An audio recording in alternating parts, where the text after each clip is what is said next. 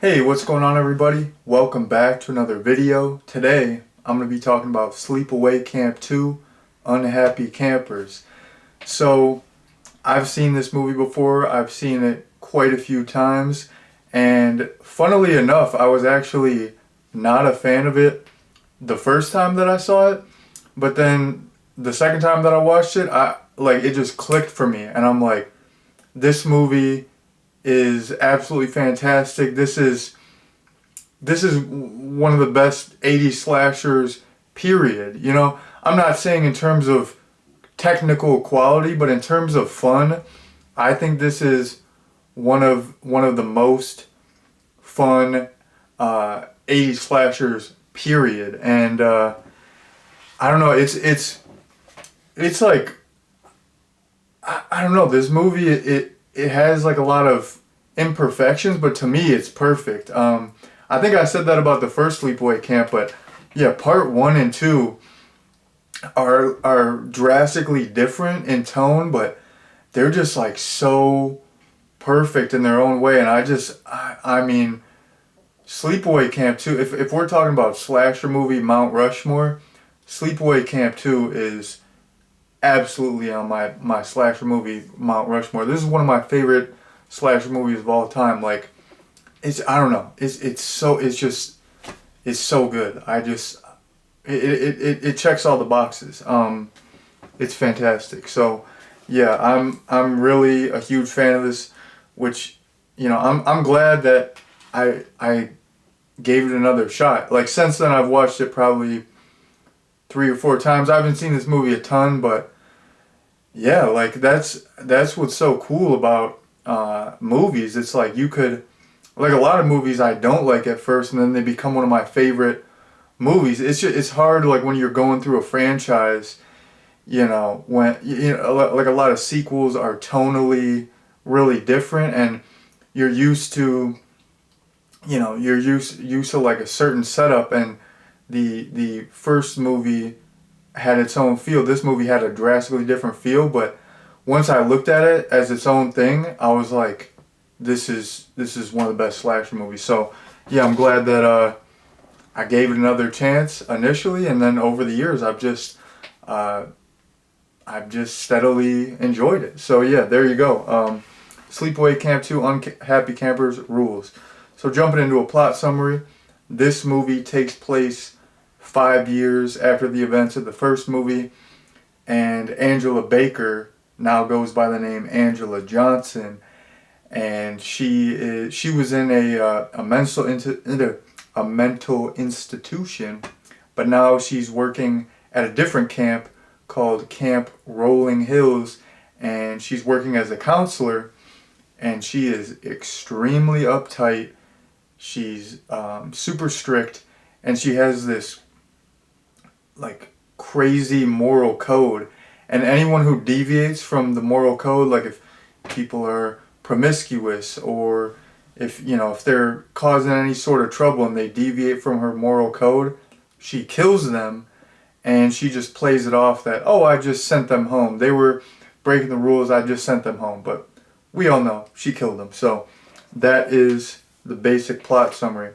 Jumping into my first point here, I think this is the quintessential 80s slasher movie. It's like I said earlier, it checks all the boxes. You have a great camp setting. It really feels like camp. You have a great cast of characters. You have some wacky, silly characters like the Tip Patrol and the Shit Sisters. You have great comedy, great sex and nudity, great kills, great gore, a variety of kills, unique kills.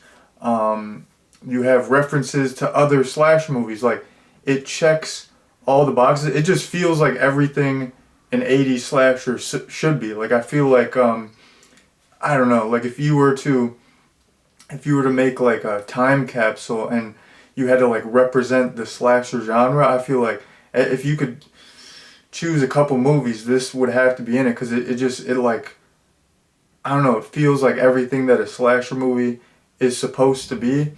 And in addition to being a quintessential 80s slasher, another thing that I wanted to point out is I feel like this movie is a perfect example of knowing your audience. So in the documentary, which is on YouTube, it's called A Tale of Two Sequels. The director, Michael A. Simpson, talks about, we wanted to do something different because the genre was kind of played out at this point, but at the same time, we wanted to deliver, you know, we wanted to deliver to fans exactly what, not exactly, but for the most part, what they wanted and what they expected from, a movie in this genre. So, they changed it up a little bit where it has an over-the-top comedic tone, which not as many movies had. Like a lot of slasher movies and horror movies have some comedy sprinkled in. This movie was like over the top with the silly comedic tone, but it was still scary. It was like a perfect balancing act. So yeah, they were different in that regard, and there were some other unique elements that they brought to the table. But like I said, Michael Simpson, he wanted to give fans what they wanted. They were kind of playing with some genre tropes, and they were kind of poking fun at themselves, and they weren't taking themselves too seriously. But at the same time, they weren't playing with the kills. It's like the kills were serious. The kills were good. They went all out on the unique creative kills and the death sequences. When it came to all the elements of a slasher movie that you've come to expect, the nudity, the sex, like I just said, the gore, the memorable characters, an iconic killer, and then you had some references to other genre films, or not genre films, other films in the genre. Like this movie was made. It is made for fans. A lot of directors and writers, they get kind of lost in the sauce, and they're like, oh, I want to do something that's different, and this is played out, and they were kind of saying that a little bit, but they're like, we still got to give the fans what we want. Like some writers and directors, they go too, they go too left field, and they're like, oh, this genre, like they almost look down on the fans. Like they're like, oh, well, these movies are so simple and we got to do something crazy and psychological. And it's like, well, this simple approach for this specific genre is what works and what people come to expect. So you can switch it up a little bit, but don't reinvent the wheel, because people are going to be disappointed and they're not going to, buy your movie. So, this movie really knows its audience. And like I said, the fact that they're giving fans all those tropes and all those little elements of the genre that we know and love is great. You got the Freddy reference, the Jason reference, the Leatherface reference. That's great. Just as a fan of the genre, it's just you just love it. You just feel like at home, So yeah, I think this is the quintessential 80s slasher, and I think it's great example of knowing your audience, knowing their expectations, knowing what they want, and still making the movie you want, and not just doing something that's, it's formulaic. It has to be formulaic to give the fans what they want, but at the same time, that you can tell the filmmakers are doing their thing, having fun, having a lot of creative freedom. So it's a great blend. Another point that I want to talk about is that this movie, there's so many elements that are drastically different than the original. Tonally, it's a completely different movie. That's why I probably didn't like it at first, because it's just like a 360 flip between movies. Like the first one was trying to be more serious. It had a lot darker tone. This one was silly, and it didn't have as much of the. It was more intentional comedy, and it was. I feel like it was a little. I feel like the first one was a lot weirder. This one was more straightforward, but something else that was drastically different between movies is the character of Angela herself. In the first movie, Angela is very introverted, very quiet. barely talks, and since it's a whodunit, we don't really look at her as the killer throughout the movie unless we've seen the movie before. In this one, the cat is out of the bag. We know she's the killer, and it's like, I feel like this movie is when Angela becomes a horror icon. Some people might disagree with that I'm saying that I think Angela is a horror icon. She's not one of the big boys. It's not like top 3 Freddie, Michael, Jason.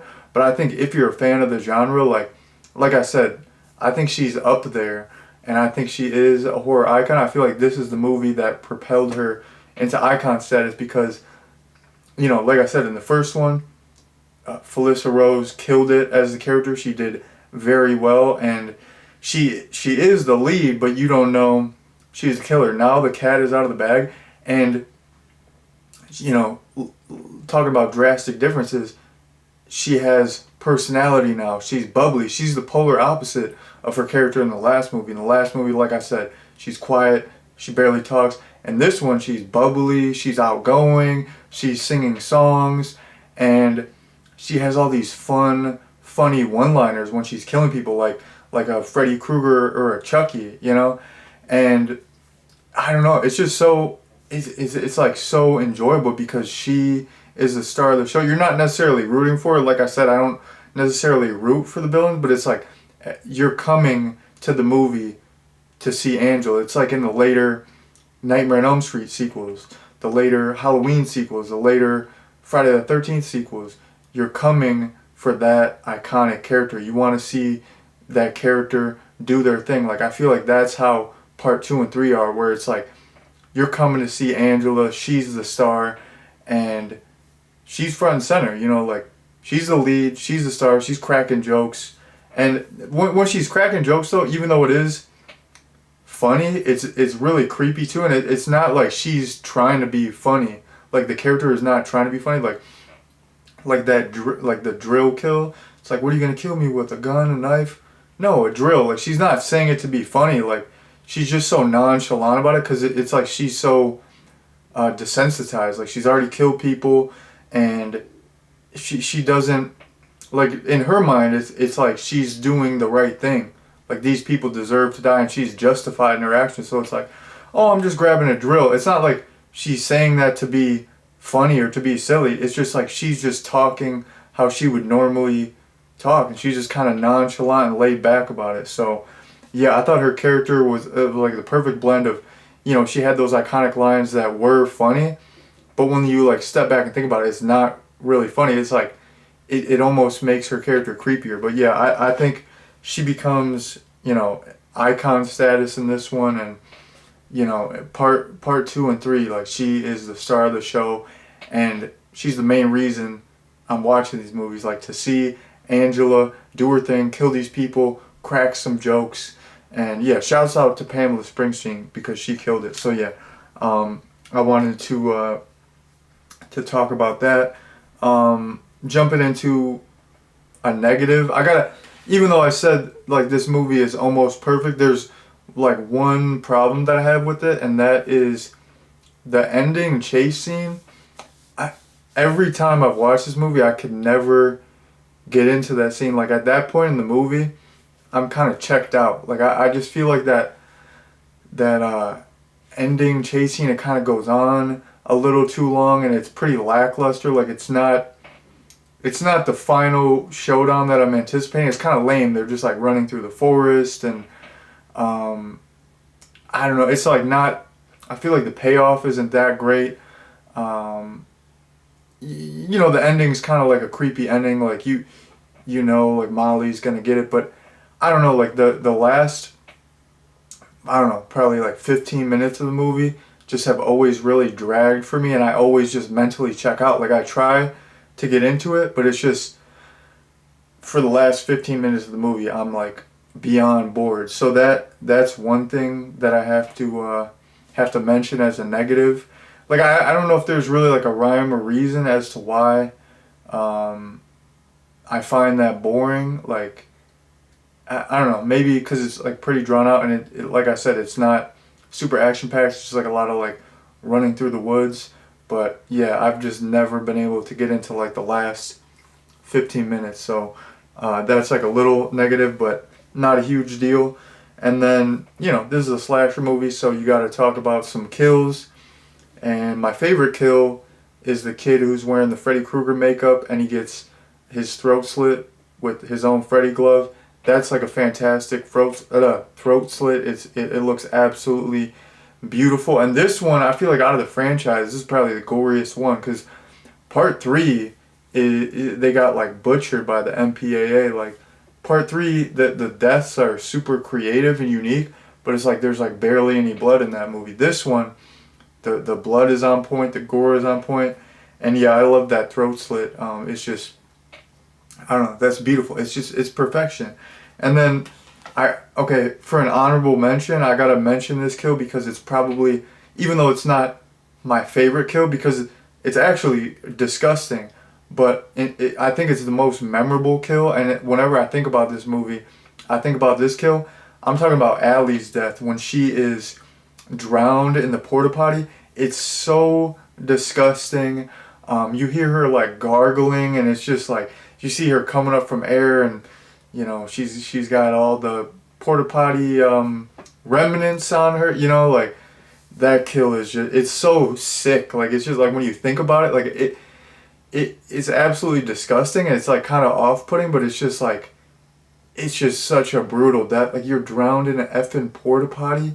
Like that's gnarly. Like I can't get that kill out of my head. Like that's what I'm saying. Whenever I think about this movie, I think about that kill because it's just absolutely sick. It's disgusting, and it's so memorable. Super, super creative too. And I feel like it's a fitting death for Allie because she's kind of played up to be kind of, you know, the bad girl, the super promiscuous girl, and she's like kind of beefing with Angela throughout, and she's like supposed to really get it. I feel like it's a very fitting death, and very fitting death for her character, and I feel like it's a great payoff. So yeah, that's like the most memorable kill, but my favorite kill is the Freddy Krueger cosplayer getting his throat slit. So there you go. So yeah, that's pretty much everything I have to say about Sleepaway Camp 2 Unhappy Campers. In terms of a recommendation, I think this is like I said, it's the quintessential 80s slasher movie. It just hits the spot. It just delivers everything you want from this type of movie. It's fun. It doesn't take itself too seriously. Like that's what I'm gonna end with. Like this movie is just so fun, you know. And I feel like that's what you watch these movies for. Do you watch a slasher because you think it's gonna be scary? Not really. Even though this is like a little scary at times, like it's slashers. They're not supposed to be scary. That you know it's not gonna be like technically a good movie or a great movie. Like it's gonna be cheesy. It's gonna have you know, pretty basic characters, but it's like you go into these movies saying, okay, I want to watch something I can just veg out to and have a fun time, and this movie is fun. The comedy, the kills, the setting, just everything. Like this is one of the most fun times you can have with a movie, period. So yeah, I really love this movie, and I would definitely recommend it. If you haven't seen it, please check out Sleepaway Camp 2 Unhappy Campers. So that has been my recommendation, and that has been my review. Thank you all very much for watching, and peace out.